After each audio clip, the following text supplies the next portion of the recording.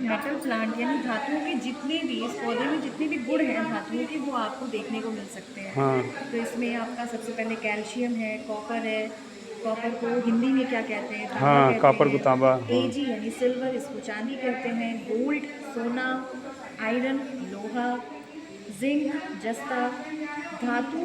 अब यहाँ पे हमने हाँ कुछ हाँ, उसकी प्रॉपर्टीज जो है लिखी, जैसे प्रॉपर्टीज कठोर क्या होती है, हैं, हाँ। चमक, मेटालिक लस्टर होता जी। है। मैग्नीशियम, पोटेशियम, धातु तन्य होती हैं। हाँ इसके बाद सोनरस यानी कि धातु को जब हम पीटते हैं तो एक अलग हाँ सी आवाज़ आती है, तो वो हाँ सोनरस प्रॉपर्टी होती है। ऊष्मा व विद्युत की सुचालक होती है। पारा मरकरी के कमरे पर ताप द्रव पर होता है। तो इस तरह इस पौधे के माध्यम से मेटल की हाँ, कई पूरा जो प्रॉपर्टीज है बताई हैं। अब ये है मेरा पहचान ओम जो है। आप बताई थी अभी, क्या क्या मिलाने वाला। हाँ। हाँ अब ये जो ओम्स लॉ है, बच्चों को हाँ जनरली ओम का सूत्र याद नहीं होता है, तो मैंने ये ओम्स ट्रायंगल बनाया है। ठीक है, ओम का त्रिकोण। तो इससे आपको फॉर्मूला याद हो जाएगा, जैसे V equal to I R, फिर I इक्वल टू V बटे आर हो जाएगा, फिर R इक्वल टू V बटे आई। तो इससे जो है बच्चा ये तीनों जो ओम्स के फॉर्मूले हैं, हाँ, याद रखेगा, न्यूमेरिकल कंठस्थ फॉर्मूले आते हैं, रहेगा, बच्चा हाँ। भूल जाता है, तो ये जो है उसे कंठस्थ रहेगा इसके जी माध्यम से। जी। फिर यहाँ पे ये आयन का पिटारा बनाया है। तो ये क्लास में मैंने एक्टिविटी कराई थी। जी जी।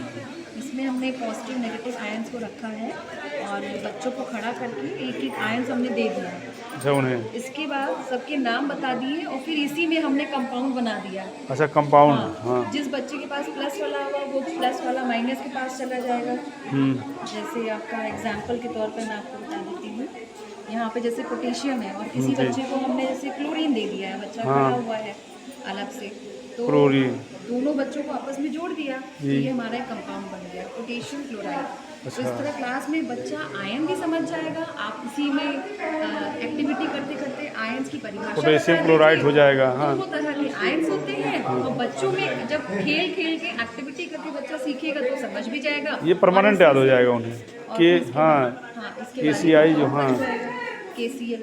KCl से हो जाएगा इस तरह पोटेशियम सारे के क्लोराइड। नाम आप बता सकते हो। फिर आप Na ले लो, है ना। तो अपने बच्चों से खाने वाला क्या हाँ हाँ होता हाँ, है, बिल्कुल नमक बिल्कुल। होता है, फिर इस तरह बच्चों यानी को है सोडियम, वो क्या कहते कई हैं। कंपाउंड्स, मतलब हाँ। आयंस के अंदर भी आप दोनों चीजें बता सकते अच्छा हो। अच्छा। एलिमेंट्स भी हो सकता या है क्लोरीन आपका, यहाँ भी है, compound हो सोडियम है, ये हाँ। सोडियम क्लोराइड हो गया। तो इस तरह एक्टिविटीज बच्चा सीखेगा। ये बाकी क्लास में रिप्रेजेंट करते हैं। ये क्लोरीन का हमने स्ट्रक्चर स्टडी, ये डिस्पोजल प्लेट है। जी। आप TLM में उन्हीं चीज़ों का इस्तेमाल करिए जो आपके डेली यूज़ में। हम इसमें खाना खा के फेंक देते हैं, लेकिन कभी सोचा कि डिस्पोजल प्लेट्स जो है हम बोर मॉडल बना सकते हैं। अच्छा। देखिए मैंने बोर का मॉडल बनाया है। इसके बाद मैंने क्लोरीन का स्ट्रक्चर बना दिया, बताया कि K शेल में कितने इलेक्ट्रॉन्स होते हैं, उसके बाद L में कितने होते हैं, M में कितने होते हैं। तो ये बोर का मॉडल है। बच्चा पहले आप इसे बताओगे और फिर इसके बाद क्लोरीन का धीरे धीरे सारे स्ट्रक्चर्स बच्चे के माइंड में मेकअप हो जाएगा। जी। और ये कुछ रिप्रेजेंटेशन है क्लास में, जैसे पुष्प पढ़ाना है तो ये पुष्प के जो पार्ट हैं, पूरे पार्ट्स हैं। या आप गुड़हल का फूल ले जाके आप बिल्कुल हाँ, लाइव कंप्लीट फूल है गुड़हल के। न्यूरॉन का स्ट्रक्चर बनाया है, ये भी आप बच्चों को बता सकते हो। ये मैंने एक सोलर कुकर बनाया था, टोटली वेस्ट प्रोडक्ट है आपका। जी जी। खाने में जो सिल्वर फॉइल यूज़ करते हैं, हाँ, ब्लैक सिल्वर पेपर जो इसको होता है। ये दिया है और यहाँ पे इसको बनाया है। इसका ऐसे करके, मतलब नॉन वर्किंग मॉडल है, वर्किंग नहीं है, लेकिन हाँ बच्चे को एक माइंड मेकअप हो जाएगा किस तरह से होता है। फिर आप फ्रूट चेन पढ़ा रहे हो तो यहाँ पे मैंने ग्रास फ्रूट चेन बनाया है। ये आपका ग्रास का फ्रूट चेन है। हाँ, यहाँ वो ये घास खाएगा। प्रोड्यूसर्स है, ये आपका हिरन है और इसको ये शेर खा रहा है। इसका डायरेक्शन चेंज हो गया इस तरह हाँ से। हाँ, ये तो खाएगा। उन्होंने हाँ तो श्रृंखला बताया।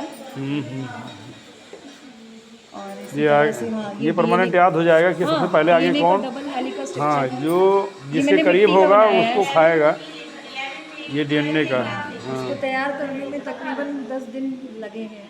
नहीं मिट्टी लगेंगे। है थोड़ा सा, इसमें काफ़ी ये सारी कैडनीन है, ये हाँ इसमें थायमीन सारे है। बॉन्डिंग बताया हुआ है कि जो पूरी किनारे की बॉडी होती है हमारी, DNA जो कि आनुवांशिक पदार्थ होता है और ये स्वतंत्र, यानी कि जो हमारी जनरेशन है उसमें जो भी जेनेटिक इंफॉर्मेशन होता है उसको पेरेंट से आउटस्ट्रीम में क्या करता है, ट्रांसमिट करता ट्रांसफ़र, है। हाँ ट्रांसफ़र। तो यहाँ पे आपने बेस के जोड़े देख रहे हैं, बनाया हुआ है मैंने।